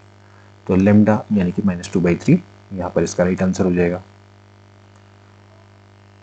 अगला देखेंगे ए बी सी आपके 3 वेक्टर हैं कि भैया ए डॉट बी बराबर अगर ए डॉट सी है एंड ए क्रॉस बी बराबर ए क्रॉस सी है, देन ए की वैल्यू क्या हो, ए की वैल्यू अगर 0 नहीं है तो फिर दोस्तों क्या होता है, बी बराबर सी होता है। दोस्तों बहुत जाना माना थ्योरम है, इसको बहुत आसानी से प्रूव भी कर सकते हैं। तो ध्यान रखना कि अगर जैसे ए डॉट बी बराबर ए डॉट सी, तो you can write this A dot B minus C बराबर 0। तो इसका मतलब है कि यहाँ से जो b माइनस सी है वो आपका 0 होगा, यानी कि b बराबर सी आ जाएगा। सेम, क्योंकि ये सेम कंडीशन को ही फॉलो कर रहा है, दोनों कंडीशन को साइमल्टेनियसली फॉलो कर रहा है। क्योंकि यहाँ से दोस्तों ये हो जाएगा ना कि a cross a dot B minus C बराबर 0 and a cross b minus C बराबर 0। इसका मतलब है कि a इसके at the same time perpendicular भी है और एट द सेम टाइम दोस्तों क्या है, ये पैरेलल भी है। ये कंडीशन ऑफ परपेंडिकुलरिटी, ये कंडीशन ऑफ पैरेललिज्म है। तो एक ही वेक्टर है, उसी सेम वेक्टर के पैरेलल और परपेंडिकुलर कब हो सकता है, तो इसका मतलब है कि जो b माइनस सी पक्का 11 होगा, 0 का होगा, यानी कि b बराबर सी हो जाता है। ठीक है। अगला देखेंगे एक ट्राइंगल ABC है जिसके पोजीशन वेक्टर इतने हैं। तो आपको क्या करना है, इसके एरिया को फाइंड आउट करना है। तो इसके लिए बहुत आसान है दोस्तों, आपने क्या करना है, आप एक को फिक्स मान लीजिए। जैसे कि मैं मान लेता हूँ कि हमारे पास एक ट्राइंगल है। ठीक है। This is A, this is B and this is C। आपको इन सबके पोजीशन वेक्टर दिए हुए हैं। जैसे इसका दिया हुआ है I plus J plus 2K। ठीक है। B आपको कितना दिया हुआ है, वो दिया हुआ है 2I plus 3J plus 5K। और C आपको दिया हुआ है I plus 5J plus 5K। ठीक है। तो आपको अगर ट्राइंगल का एरिया निकालना है तो आपको सिंपली निकालना है half AB cross AC। Like a को मान लीजिए, उसके हिसाब से निकालिए। सबसे पहले हम निकालेंगे ए बी का मतलब हो गया position vector of B minus position vector of A, यानी कि बी में से ए को सब्ट्रैक्ट करना है। तो यहाँ पर आ जाएगा I, यहाँ पर आ जाएगा 2J प्लस 5 में से 2 गया 3K। इसी तरह से आप निकालेंगे ए सी का मतलब हो गया C में से ए को सब्ट्रैक्ट करो, तो I में से आ गया 0, यहाँ पर आ जाएगा 5 में से J गया 4J, 5 में से हो गया आपका हो गया 3K। अब आपने क्या निकालना है, हाफ AB क्रॉस AC। तो हाफ डिटरमिनेंट निकाल लेंगे I J K और AB क्रॉस AC, यानी कि यहाँ पर आ जाएगा 1 2 3, यहाँ पर आ जाएगा 0 4 3। ठीक है। एंड देन इसका मॉड ले लेना है। ठीक है। यहाँ पर से आप निकाल लीजिए 1/2, ये हो जाएगा I 3 दूनी 6 और 4 3 12, यानी कि -6I माइनस J। यहाँ से आप इसको करेंगे तो आ जाएगा 3 प्लस के, यहाँ से आ जाएगा 4, ठीक है। एंड देन दोस्तों आपने क्या करना है, इसका मॉड ले लेना है, यानी कि इसका मॉडुलस लेंगे। तो इसका जब मॉडुलस लेंगे तो हो जाएगा अंडर रूट में 36 प्लस 9 प्लस 16 बट्टे 2। तो 16 और 9 हो गया 25, 25 और 36 यानी कि ये हो गया अंडर रूट में 61 डिवाइडेड बाई 2। तो ये इसका क्या हो जाएगा, एरिया हो जाएगा, ठीक है। तो अंडर रूट 61/2। ध्यान रखना है कि आपको क्या लेना है, ए बी क्रॉस इसी का मॉड लेना, मतलब कि इसका मॉडुलस लेना है, ठीक है। तो आएगा वेक्टर में, बाद में उसका मॉड ले लेंगे, ठीक। अगला प्रश्न देखेंगे दोस्तों, अगर a प्लस बी बराबर a minus b then the angle between a and b. Simply क्या करते हैं दोस्तों, यहाँ पर से मैं a plus b both side क्या कर देना है, स्क्वायर कर देना है। ये बहुत बार पूछे जाने वाला क्वेश्चन है। तो ये होता है mod of a square plus mod of b square plus 2 a dot b। यहाँ से दोस्तों होता है mod of a square plus mod of b square minus में 2 a डॉट b।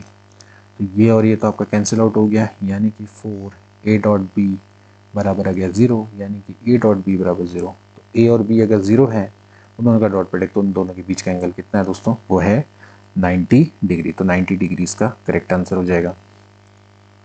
इसके बाद अगला देखेंगे, आपके सामने ए बी सी है, आपको बताना है कि कौन सा स्टेटमेंट ट्रू है।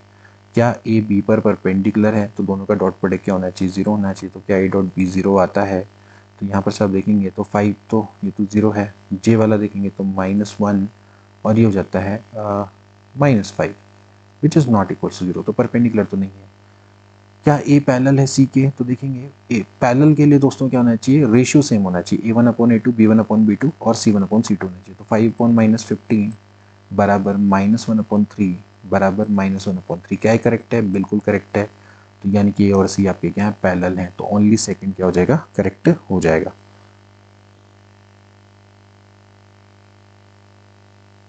अगला देखेंगे, एक पार्टिकल है जिसका मास 3 kg है, जो कि एक फोर्स के अंडर घूम रहा है। If the particle start from the rest and starting point is origin, then the position vector of particle after the 3 second is. देखिए दोस्तों, आपका एक पार्टिकल है जो कि किसी फोर्स के अंडर दोस्तों मूव कर रहा है, ठीक है।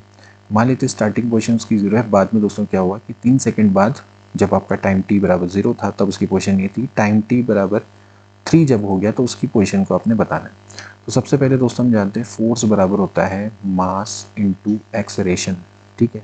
तो एक्सलेरेशन दोस्तों आपका कितना हो जाएगा, फोर्स अपॉन मास, यानी कि 1/3। This is 4i plus 8j plus 10k। अब यहाँ पर दोस्तों हम लगाएंगे third equation, equation of motion की थर्ड इक्वेशन, ठीक है। वी नो दैट डिस्प्लेसमेंट यानी कि s बराबर होता है ut plus half at square, ठीक है। नाउ हम जानते हैं दोस्तों कि इनिशियल में वो रेस्ट में था, तो यानी कि इनिशियल जो वेलोसिटी है वो 0 रहेगी। तो s बराबर हो जाएगा हाफ at स्क्वायर। a कितना है दोस्तों, वो तो ये है 1/3। ये हो गया 4i plus 8j plus 10k। और हमें देखना है t बराबर 3 पे, यानी कि जब t कितना हो गया, 3 सेकंड बाद उसका डिस्प्लेसमेंट देखना है। तो यहाँ पर हो जाएगा 9। तो 3 3 9 हो गया, और यहाँ से आप काट लीजिए, 2 दूनी 4, 2 चक्को 8, 2 पंजे 10 इंटू 3 कर लो। तो ये हो जाएगा 6i plus 12j plus 15k। तो इस तरह से दोस्तों क्या क्या हो जाएगा, डी वाला ऑप्शन इसका राइट हो जाएगा, ठीक है। इसके बाद अगला देखेंगे, दो वेक्टर हैं सच दैट कि ये है और a डॉट बी बराबर 5 है, देन a माइनस बी की वैल्यू को निकालना है। दोस्तों बहुत आसान है, सेम वही क्वेश्चन है जैसा भी पिछला वाला किया। a माइनस बी का स्क्वायर करेंगे तो हो जाएगा mod of a square mod of b square -2a dot b, ठीक है। तो मॉड ऑफ a स्क्वायर दोस्तों कितना हो गया, दोस्तों हो गया 9, मॉड ऑफ b स्क्वायर यानी कि 16 -2 इंटू a डॉट बी दोस्तों हो गया 5। ये हो गया आपका 25 -10 यानी कि दोस्तों हो गया 15। सो a माइनस बी बराबर हो जाएगा √15। तो दोस्तों इस तरह से इसको कर लेंगे, सी वाला ऑप्शन दोस्तों इसका करेक्ट हो जाएगा। इसके बाद नेक्स्ट क्वेश्चन देखेंगे, आपके सामने स्टेटमेंट है रिगार्डिंग क्रॉस प्रोडक्ट और आपको बताना है कौन सा करेक्ट है। The vector product is commutative, बिल्कुल गलत। a cross b cross a के बराबर नहीं होता, -b क्रॉस a के बराबर होता है, तो ये कम्यूटेटिव नहीं। Vector product is perpendicular to both the vector a and b, ठीक है। तो ये वाला आपका बिल्कुल करेक्ट है। आपको बताना है कि इनमें से कौन सा स्टेटमेंट करेक्ट नहीं है। तो इनमें से स्टेटमेंट 1 आपका करेक्ट नहीं है, तो ओनली 1 इसका क्या हो जाएगा, राइट आंसर हो जाएगा।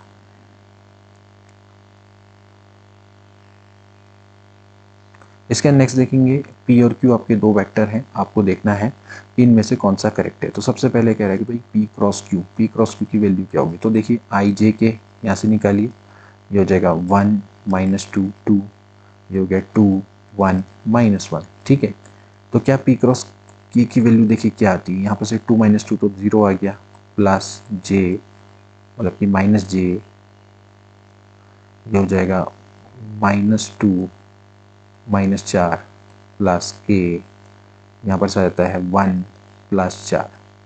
तो देखा जाए तो ये आपका क्रॉस प्रोडक्ट आपका 5J, एक सेकेंड यहाँ पर से देखेंगे, 1 + 4, ये 1 होगा दोस्तों। ठीक है, 1 + 4 यानी कि दोस्तों आपका कितना रहा, 5J + 5K बिल्कुल आ रहा है। तो ये तो आपका करेक्ट है, क्रॉस प्रोडक्ट इतना रहा है। The maximum value of the scalar product this is 5√2। देखिए हम एक काम करते हैं, ये R है, P क्रॉस Q है। ठीक है, अब देखा जाए तो A डॉट B का फॉर्मूला क्या होता है, जैसे इसको मैं कुछ मान लेता हूँ, इसको मैं मान लेता हूँ, चलो मैं इसको कुछ मान लेता हूँ, जैसे कि इसको मैं A वेक्टर मान लेता हूँ। ठीक है, तो बेसिकली क्या होगा, R vector mod A vector, इनके बीच का एंगल मान लेते हैं थीटा कॉस थीटा। ठीक है, हमें क्या करना है, इसकी मैक्सिमम वैल्यू निकालिए ना। तो मैक्सिमम वैल्यू क्या होता है, A डॉट B बराबर होता है mod of A mod of B cos theta. ठीक है, सो ये तो है आपका यूनिट वेक्टर 1, तो ये हो गया आपका मॉड ऑफ A। अब आपको पता है कि कॉस थीटा की मैक्सिमम वैल्यू क्या होती है, 1 होती है। ठीक है, तो मैक्सिमम वैल्यू दोस्तों इसकी क्या हो जाएगी, सिंपली मॉड ऑफ ए, यानी कि ये इसका मुझे क्या निकालना है, मॉड निकालना है। तो इसका मॉड कितना हो जाएगा दोस्तों, 5 का स्क्वायर प्लस 5 का स्क्वायर, यानी कि 5√2। तो दिस इज ऑल्सो करेक्ट, क्योंकि मुझे इसकी मैक्सिमम वैल्यू निकालनी, तो इसकी मैक्सिमम वैल्यू को ले, मैंने इसको क्या मान लिया, ए मान लिया, तो यानी कि इसकी maximum value mod of r mod of a cos theta की मैक्सिमम वैल्यू होती है 1। हमें इसको मैक्सिमाइज करना है ना, तो इसके लिए कॉस थीटा भी मैक्सिमम होगा, ये भी मैक्सिमम, सबको मैक्सिमम करना है। इसकी वैल्यू तो आपको पता है यूनिट वेक्टर 1 है, तो मॉड ऑफ ए, तो मॉड ऑफ ए कितना हो गया, 5√2। तो यानी से देखा जाए तो दोनों वाले जो स्टेटमेंट है वो आपके करेक्ट है। सी ऑप्शन दोस्तों उसका क्या हो जाएगा, बिल्कुल राइट हो जाएगा।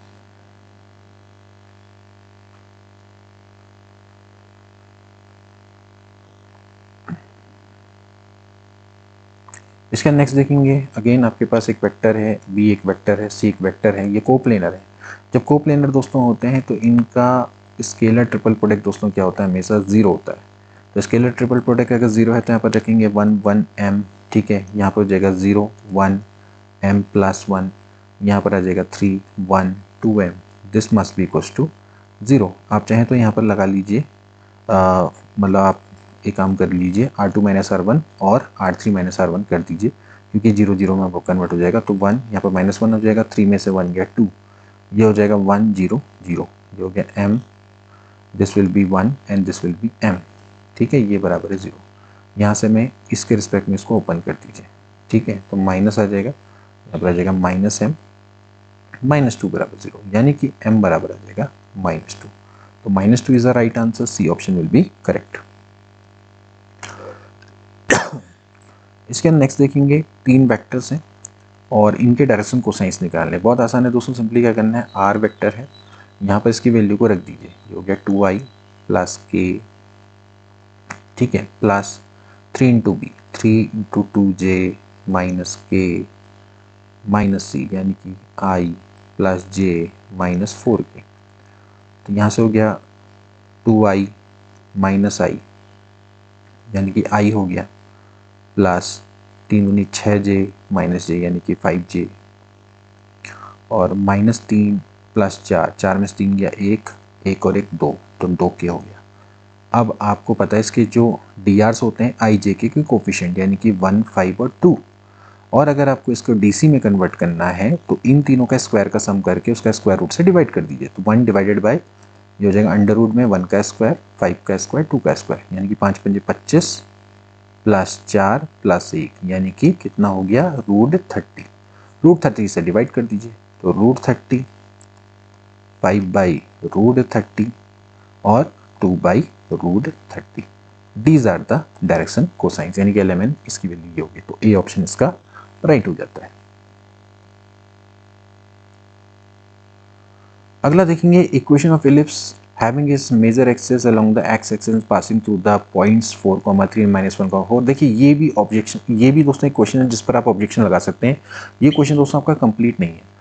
ये कह रहा है कि इक्वेशन ऑफ इलिप्स जिसका major axis along x axis है, बट ये नहीं दे रखा कि इसका सेंटर ओरिजिन पे है। ठीक है, तो हम इसका सेंटर ओरिजिन पे मान के चलेंगे तभी जाके क्वेश्चन बन पाएगा, क्योंकि इक्वेशन भी उस तरह की दे रखी है। ठीक है, तो मान लेते हैं दोस्तों आपके पास एक इलिप्स है जिसका सेंटर आपका कहाँ पर है, ओरिजिन पे है।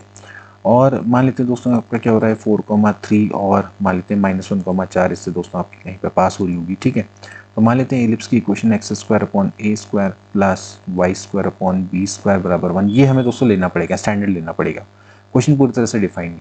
तो ये दोनों को सेटिस्फाई करेगा, तो ये हो जाएगा 16/a² प्लस y² का मतलब हो गया 9/b² बराबर 1। इसी तरह से इसको करेंगे तो 1/a² प्लस 16/b² बराबर हो गया 1। ठीक है, एक काम करते हैं, 1/a² को मैं कुछ मान लेता हूँ, इसको मैं मान लेता हूँ u, और 1/b² को मान लेता हूँ b। ठीक है, तो ये क्या 16u प्लस 9b बराबर 1, ये हो गया u प्लस 16b बराबर 1। इसको एक काम करते हैं 16 से मल्टीप्लाई करके सब्ट्रैक्ट कर देते हैं, तो ये और ये तो कट जाएगा। 256b माइनस 9b बराबर हो जाएगा 16 में से एक गया 15। ठीक है, तो 256 16 में से 9 गया 7, यानी कि 247। b बराबर हो गया 15, तो b की वैल्यू होगी 15/247। ठीक है, अब b मिल गया तो u भी मिल जाएगा, तो u बराबर हो जाएगा 1 - 16b, यानी कि 16 गुणा 15/247। ठीक है, यानी कि 247 माइनस 15 छिक्के 90, 9, 15 और 15, 15 और 9 दोस्तों आपका कितना हो गया 40। ठीक है, यानी कि 240 हो गया, 240 यानी कि 7/247। ठीक है, तो u बेसिकली क्या है, वो है 1/a², दिस इज 1/a²। ठीक है, एंड 1/b² दोस्तों आपका कितना है, वो है ये हमने निकाला v, यानी कि 15/247। आपने क्या करना है, यहाँ रख देना, आपका आंसर आ जाएगा। ठीक है, तो 1/a² यानी कि 7/247 x² प्लस यहाँ पर हो गया 15/247 y² बराबर हो गया 1। ठीक है, तो यहाँ से हो जाएगा 7x² प्लस 15y² बराबर हो गया 247। तो ये इसको निकालने का तरीका था, बी ऑप्शन इसका करेक्ट हो जाएगा। ठीक है, इसके बाद अगला देखेंगे, इलिप्स है, distance between the foci 6, the length of the minor axis 8, then the eccentricity of ellipse निकालनी। बहुत आसान सा क्वेश्चन है। देखिए हम जानते हैं कि इलिप्स में जो डिस्टेंस बिटवीन द फोकाई होती है वो ट्वाइस ऑफ ए होती है, वो 6 दिया हुआ है, तो यानी कि ए ई की वैल्यू आपको 3 दी हुई है। ठीक है, length of the minor axis यानी कि ट्वाइस ऑफ बी दोस्तों आपको 8 दिया हुआ है, यानी कि बी बराबर है 4। ठीक है, अब हम जानते हैं रिलेशन होता है e² बराबर होता है 1 माइनस b² अपॉन a²। यहाँ से दोस्तों हो जाएगा ए का स्क्वायर बराबर a² माइनस b², यानी कि ए का स्क्वायर यानी कि हो गया 9 बराबर हो जाएगा a² माइनस b²। अब b की वैल्यू दोस्तों आपकी है 16, तो a बराबर दोस्तों कितना आ गया 5 आ गया। तो अगर a अगर आपका 5 है तो यहाँ से 5e बराबर हो गया 3, यानी कि e बराबर हो जाता है 3/5। तो यहाँ से सी ऑप्शन इसका राइट हो जाएगा।